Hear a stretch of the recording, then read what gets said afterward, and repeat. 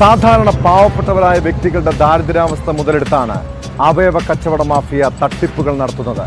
എന്നാൽ ഇറാൻ അവയവക്കടത്ത് കേസിൽ പുറത്തുവരുന്നത് ഞെട്ടിപ്പിക്കുന്ന വിവരങ്ങളാണ്. വൃക്ക നൽകിയവരിൽ എംടെക് ബിരുദധാരി ഉൾപ്പെടെയുള്ള അഭ്യസ്ത വിദ്യരുണ്ടെന്നാണ് അന്വേഷണ സംഘത്തിന്റെ കണ്ടെത്തൽ. സാമ്പത്തിക പരാധീനതകൾ മൂലമാണ് വൃക്ക നൽകിയതെന്നാണ് 4 പേരുടെയും മൊഴി. കേസിലെ മുഖ്യപ്രതി ഇറാനിൽ ഒളിവിൽ കഴിഞ്ഞിരുന്ന മധു ഉൾപ്പെടെയുള്ള സംഘമാണ് ഇവരെ ഇറാനിലേക്ക് കൊണ്ടുപോയത്. കോവിഡ് കാലത്ത് ജോലി നഷ്ടപ്പെട്ടവരും ഓൺലൈൻ ഗെയിം കളിച്ച് പണം പോയ യുവാക്കളുമാണ് അവയവ മാഫിയയുടെ കെണിയിൽ വീണത്.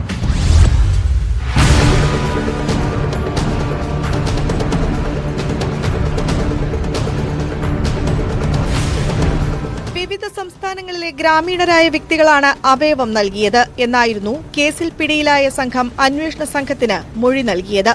എന്നാൽ ദാതാക്കളെ കണ്ടെത്തിയതോടെയാണ് സാമ്പത്തിക ബാധ്യതയുള്ള അഭ്യസ്ത വിദ്യരും ഉൾപ്പെട്ടതായി വ്യക്തമായത്. 20 ലക്ഷം രൂപ വരെ ഇവർ വിർക്ക് നൽകുന്നതിനായി സംഘത്തോട് ആവശ്യപ്പെട്ടിരുന്നു. എന്നാൽ പരമാവധി 6 ലക്ഷം രൂപ വരെയാണ് ഇവർക്ക് കിട്ടിയത്. അന്വേഷണ സംഘം ഇതുവരെ 4 ആന്ധ്ര സ്വദേശികളുടെ മൊഴിയെടുത്തു. ഇവരുടെ ഫോൺ, ബാങ്ക് അക്കൌണ്ടുകൾ പരിശോധിച്ചു വരികയാണ്.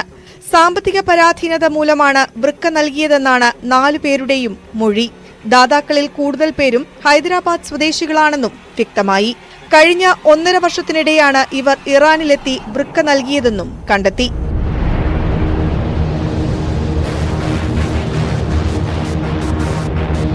കേസിലെ മുഖ്യപ്രതി ഇറാനിൽ ഒളിവിൽ കഴിയുന്ന മധു ഉൾപ്പെടെയുള്ള സംഘമാണ് ഇവരെ ഇറാനിലേക്ക് കൊണ്ടുപോയത്. കോവിഡ് കാലത്ത് ജോലി നഷ്ടപ്പെട്ടവരും ഓൺലൈൻ ഗെയിം കളിച്ച് പണം നഷ്ടപ്പെട്ട യുവാക്കളും ദാതാക്കളായുണ്ട്.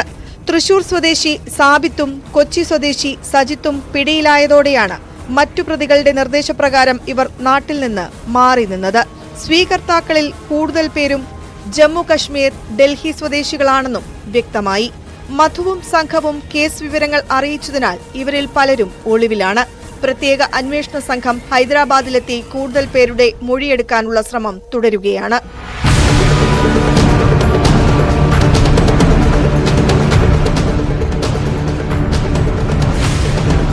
ന്യൂസ് 18 കൊച്ചി.